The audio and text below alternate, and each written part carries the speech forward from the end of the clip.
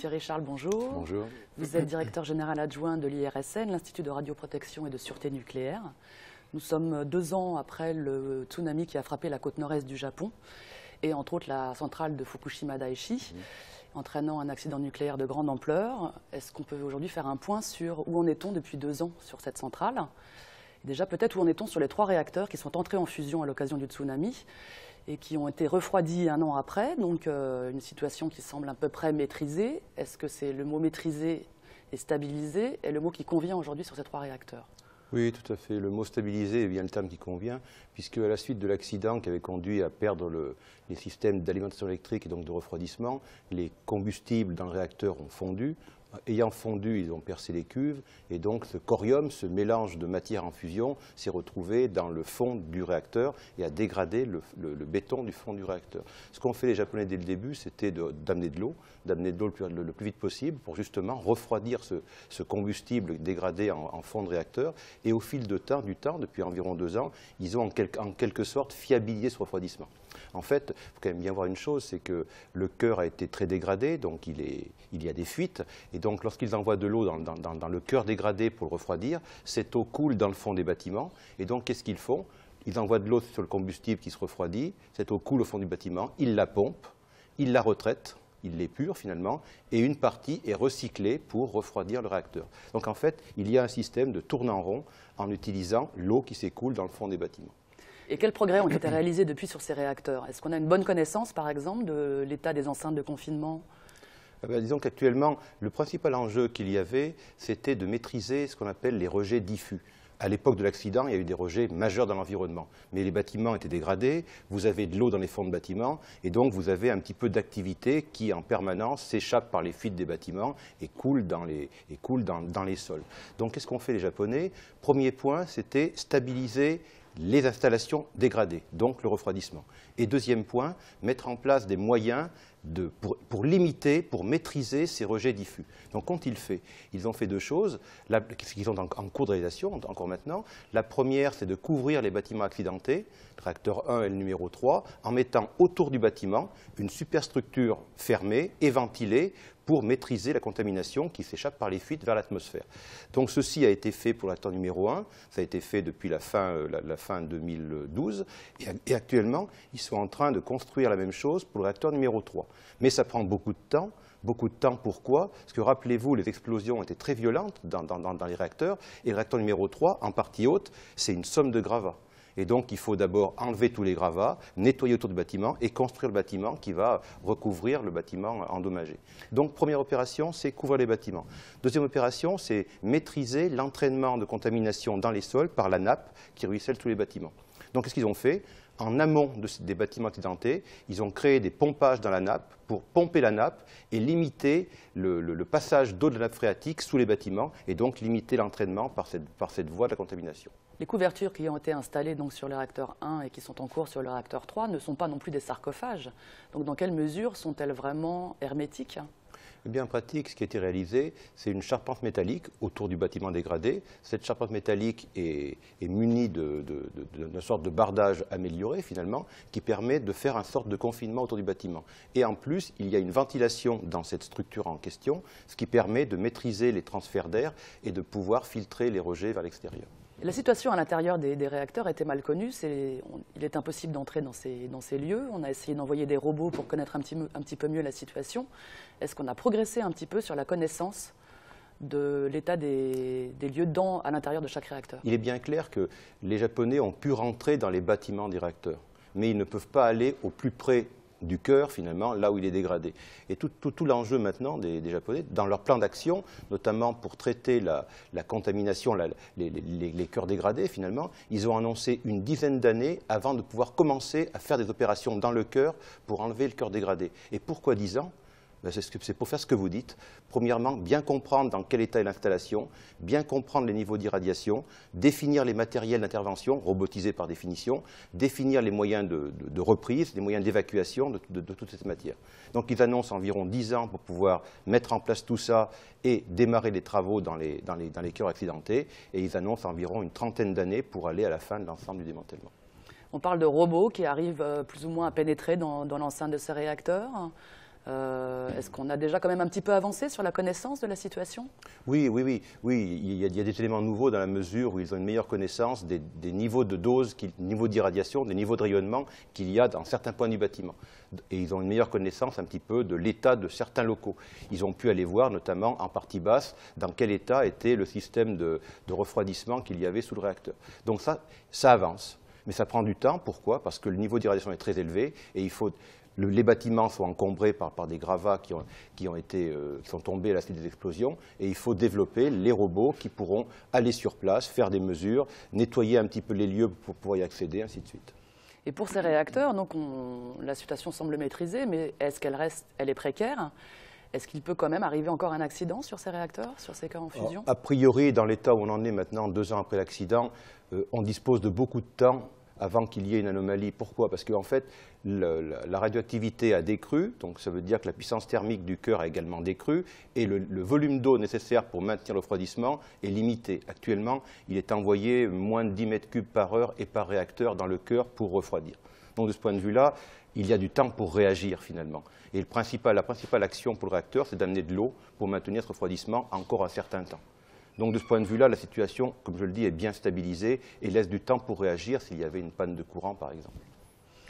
Vous parlez de 10 ans pour pouvoir intervenir pour pouvoir améliorer la connaissance sur ce réacteur et pouvoir intervenir. Parce que c'est 10 ans qui sont nécessaires à la conception de robots et de nouvelles machines qui vont pouvoir aider à la fois à mieux pénétrer dans ces endroits-là et à sortir le combustible, ou quelles sont les échéances de temps et les besoins matériels? Une chose, c'est qu'il n'y a jamais eu de situation équivalente dans le monde, finalement, d'intervention. Et donc l'objectif des Japonais, c'est de définir précisément ce qu'il y a à faire, donc de bien comprendre dans quel état est le corium, le combustible fondu au fond du réacteur, pour définir les conditions d'intervention et définir les équipements d'intervention. Et donc ça prend du temps, par définition, parce que vous avez besoin de bien comprendre ce qu'il y a à faire et pour définir les équipements qui vont venir récupérer le corium en fond de réacteur. Et donc ça, c'est clair, ça demande du temps. Et l'eau qui sert au système de refroidissement produit des déchets, c'est-à-dire qu'on arrive tout de même à la fin à des quantités d'eau assez importantes qui sont radioactives.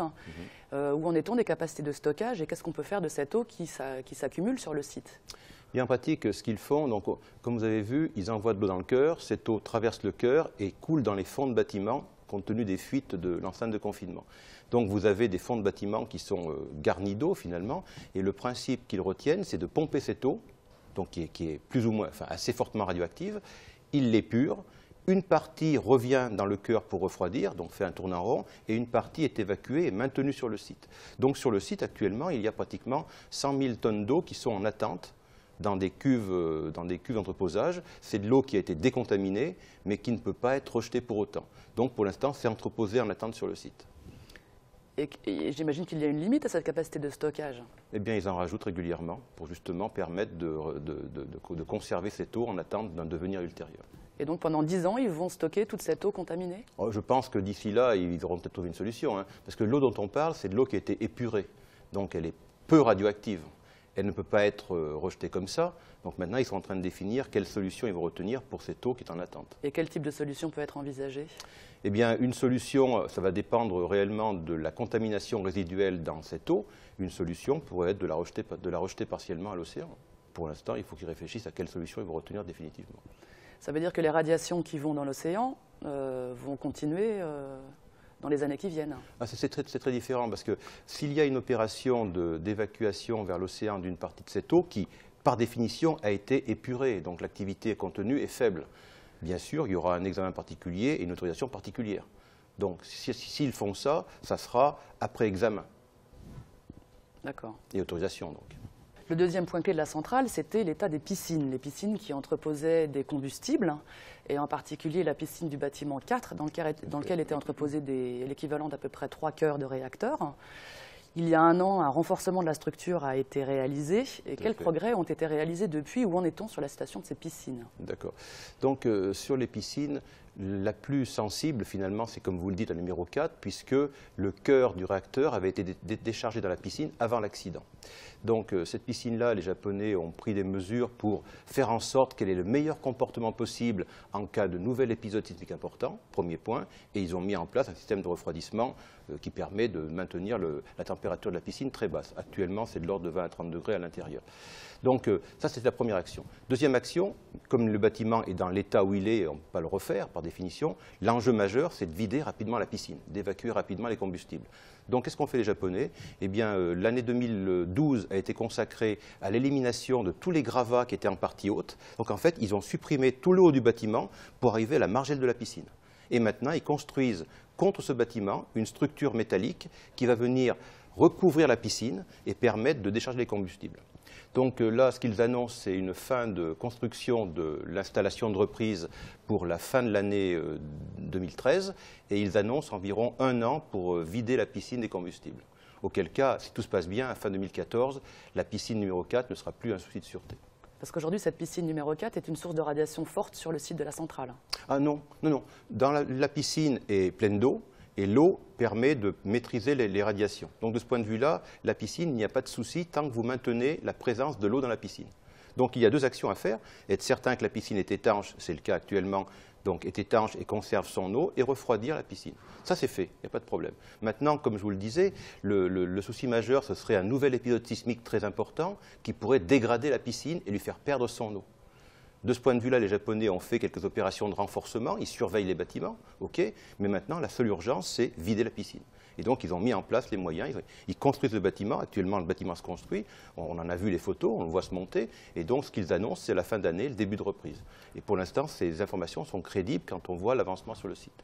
Et qu'est-ce qui va être fait de ces combustibles une fois qu'ils auront été ôtés des piscines? Tout à fait. Les combustibles seront entreposés. Donc vous savez que la question, c'est que ces piscines sont en partie hautes. Elles sont à environ une vingtaine de mètres de haut dans les bâtiments en question. Et donc là, l'objectif, ça va être de mettre les combustibles soit dans la piscine du site. Il y a une piscine, une grande piscine d'entreposage sur le site de Fukushima, soit de les mettre dans la piscine, soit alors de les entreposer dans des emballages, finalement, à sec, à côté de la piscine. Et à ce moment-là, les combustibles seront protégés par rapport aux agressions extérieures. Et le même travail va être mené sur les piscines des autres réacteurs? La suite de l'opération, ça va être de reprendre les combustibles dans les piscines des réacteurs 1, 2 et 3.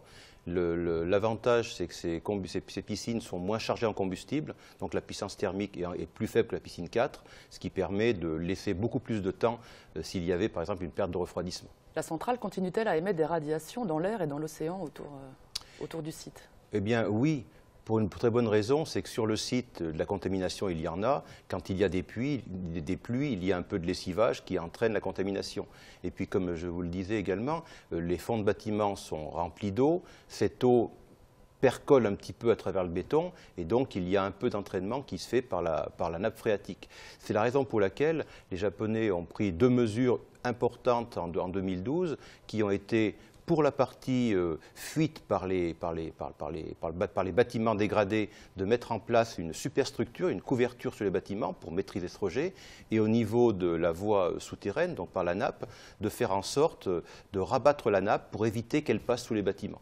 Qu'est-ce qu'ils ont fait? Tout simplement, ils ont créé en amont des bâtiments accidentés des puits, et ils pompent l'eau de la nappe pour qu'elle passe ailleurs que sous les bâtiments. Ce qui permet de limiter l'entraînement de la contamination sous les bâtiments par la nappe phréatique, puisque la nappe est beaucoup plus basse maintenant. Et on parlait d'un mur enterré en fait entre le site de la centrale et l'océan. Est-ce que ce projet est abandonné ou en est-il? Non, ce projet également est en cours de réalisation.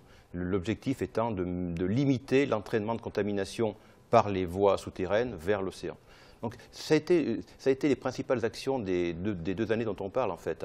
Les actions, c'était de 2 types. Le premier point, c'était stabiliser les installations, cœur et piscine, et mettre en place des moyens de surveillance. L'enjeu qu'ils ont, c'est de garantir les moyens de surveillance, puisque ces moyens de surveillance ont subi les explosions, ont subi les séismes, et donc ils ont un comportement dans le temps qui n'est pas garanti. Donc leur enjeu, c'est de continuer à mettre de la surveillance et de maintenir la surveillance. Deuxième enjeu, c'est de maîtriser les rejets diffus. On a vu vis-à-vis de l'atmosphère, c'est les bâtiments qui recouvrent les bâtiments accidentés, et vis-à-vis de la nappe, c'est à la fois le détournement de la nappe et puis la mise en place d'un mur au niveau de l'océan. Donc ça a été les principales actions qui ont été faites. Dans combien de temps peut-on imaginer arriver à un état de radiation nul? Ah, nul, ça va être, c'est très très long, nul par définition. Non, la seule question actuellement, parce que sur le site, au fil du temps, et vous savez quand même voir qu'il y a environ 3000 personnes qui travaillent. Hein. Il faut imaginer les moyens que mettent en œuvre les Japonais pour traiter la situation. Hein. C'est très important. Et c'est pour ça, et on voit physiquement que ça avance réellement sur le site. Hein. Ce n'est pas anodin quand on voit les bâtiments comme ils étaient il y a environ, après les explosions. Quand on voit maintenant, c'est la nuit et le jour de ce point de vue-là. Donc, ils y travaillent.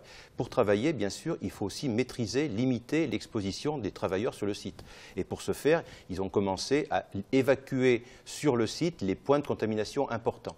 Mais vous avez une ambiance radiologique générale sur le site liée à l'accident qui reste importante et elle sera encore longtemps puisque les radioéléments, leur décroissance est quand même lente. Là, vous parlez en fait des radioéléments qui sont sortis des bâtiments et qui sont sur le site. Tout à fait, tout à fait. Au-delà des émissions qui continuent à être produites. Hein. Les émissions dont on parle sont sans commune mesure avec l'accident. C'est en gros des fuites de bâtiments. En gros, c'est les mouvements d'air dus à l'atmosphère par rapport aux bâtiments. Et de ce point de vue-là, ça s'améliore régulièrement parce que maintenant, ils couvrent les bâtiments. Donc les rejets diffus, qu'on appelle non maîtrisés par les fuites de bâtiments, finalement, eux, ils deviennent de plus en plus faibles. Comment la radioactivité sur le site et autour du site va être amenée à décroître ?